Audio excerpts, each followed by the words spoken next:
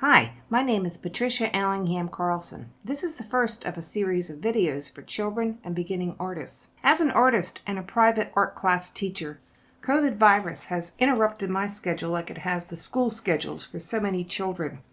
This video series will present lessons I will be teaching at home during normal times. I'm starting with the human face and will be demonstrating some ideas on how to draw it more realistically. I hope you will enjoy the lesson and that you will feel free to add any and all ideas of your own, because art is all about how you see the world. Now let's draw. Hi. Today's art class for kids has to do with the human face. Drawing the human face in a way that can look sort of realistic or sort of like a real person takes a lot of time and a lot of practice, and there's so many things to learn about it. There's human faces, there's drawings of parts of faces, just single eyes, the face with shading and shadows, faces in charcoal, very large, faces in paint. Many of my faces are not done because I've done a demonstration for my art class and I don't take the time to do the whole face, just the parts we're talking about. This is pastel chalk. And this is paint that's been painted as a face, cut up, and then put back together again with glue. Interesting stuff. There's so much to do, and I'd like to show you how to do some ideas to start. I'm going to take a piece of paper and divide it in half. On one half, I'm going to draw an egg shape, which is sort of like the human head. The human head is a little wider at the top and a little thinner at the chin. We start with the eye. Eyes are beautiful features, and they're shaped sort of like a fish. They're a little curved higher at the top and a little curved less at the bottom. And when I say a fish, if you could imagine a tail on this shape, then you could sort of see what I'm talking about. Of course, eyes don't really have tails, so we're not going to include that. The human eye has a top lid, which can be shown with a fold of skin. And because it wants to shut at night so that we can sleep, it goes the full length. The bottom lid does not come up as high as the top lid can come down to close. The inside of the corner, by the nose of the eye, has a little section where tears can gather and where there's a tear duct to drain our tears. Then there's the iris. The iris has the very top barely covered by the top lid, so it looks just a little bit cut off. And the pupil is the black part that sits inside of the colored part of your eye. And that's a little higher because it's toward the top of the iris, which is cut off. Then we have the lashes. We have eyelashes, actually, to keep dust and dirt out of our eyes.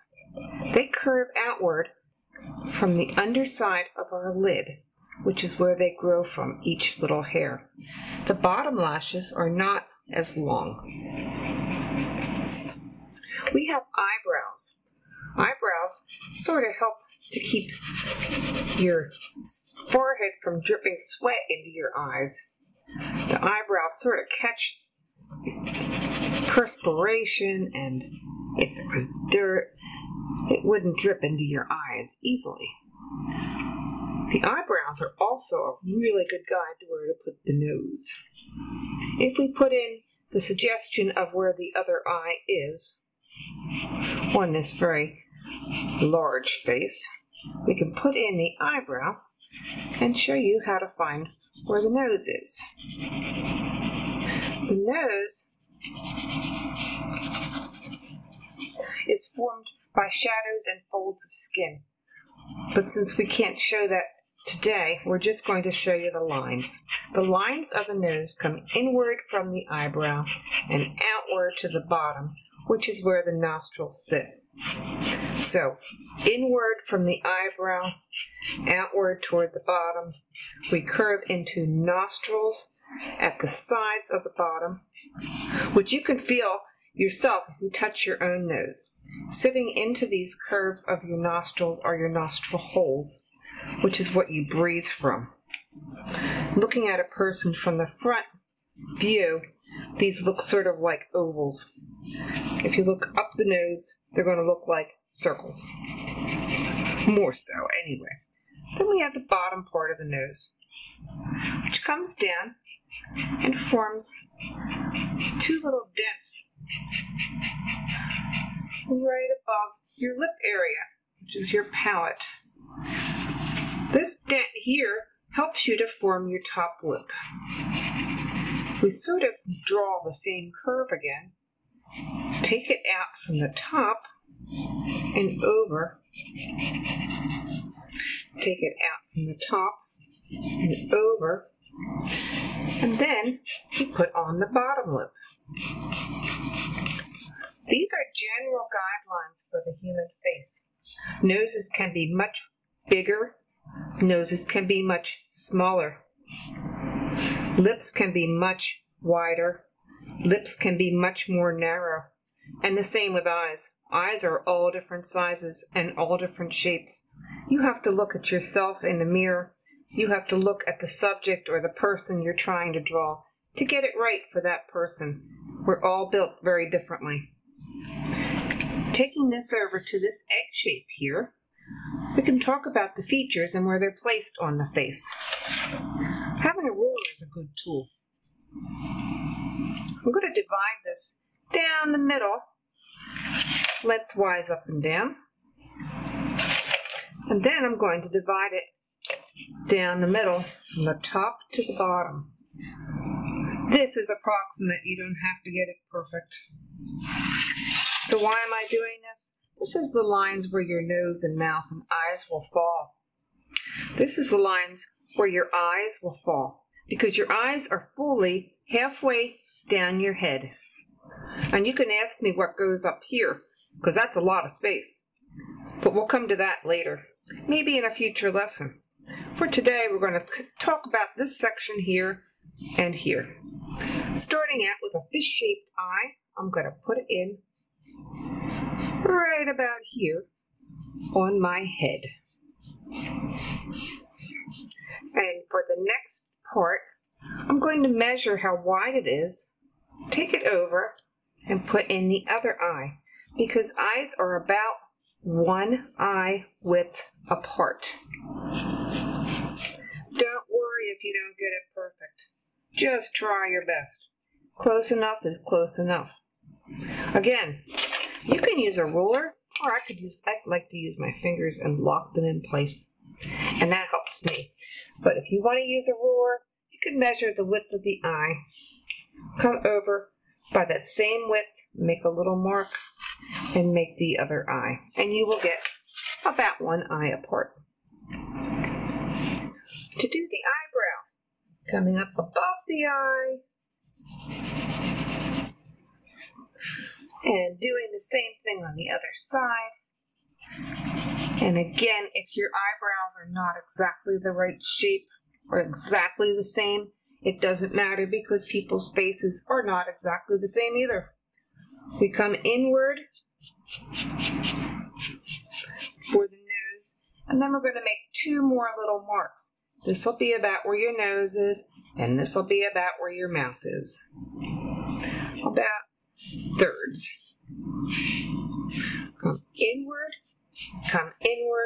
go outward.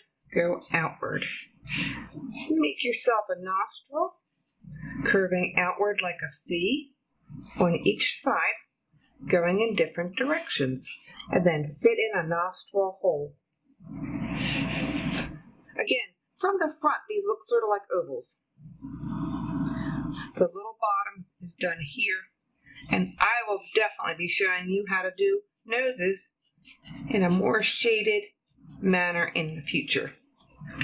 Coming down here, we're putting in the marks on the mustache area of the face, because this is where a person would grow a mustache if they wanted to grow a mustache.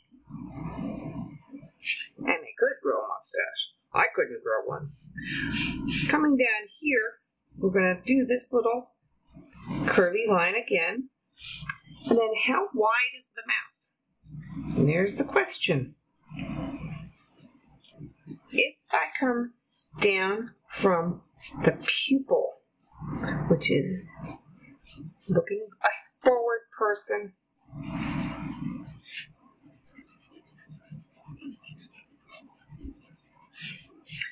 this is where the corner of my mouth will go.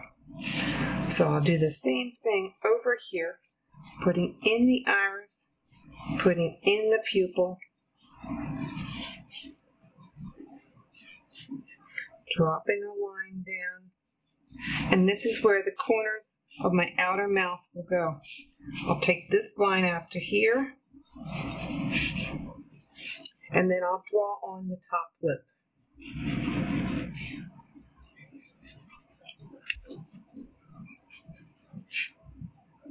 The bottom lip goes from this corner and then back up to here. And there's a person's face. Is it perfect? No. You can always adjust in the future if you need to.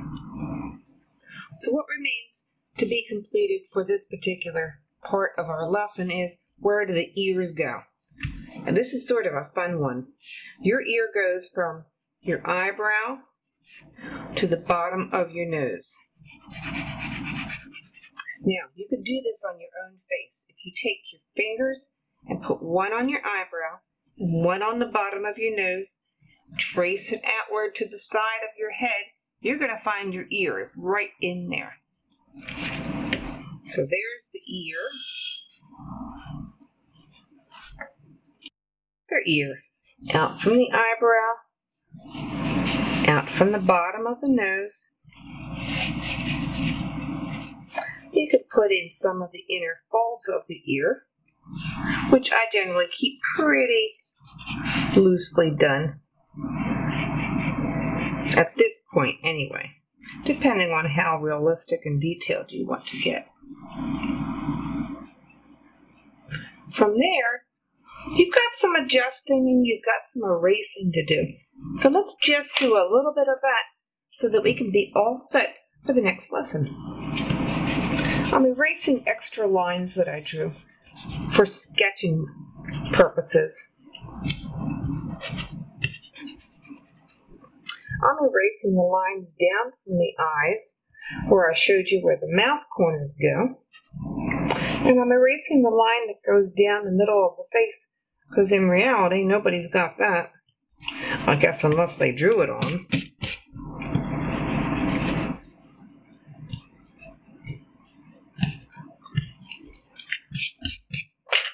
And then I think I'm going to do a little adjusting on the outside of the face contour, right here. I'm going to bring this down just a little bit bigger, because it looked like it needed it to me. You could have kept it smaller, but again, it depends on the size of the person's chin that you're drawing. And if you want to bring it down to one line, you can erase the extra sketch lines.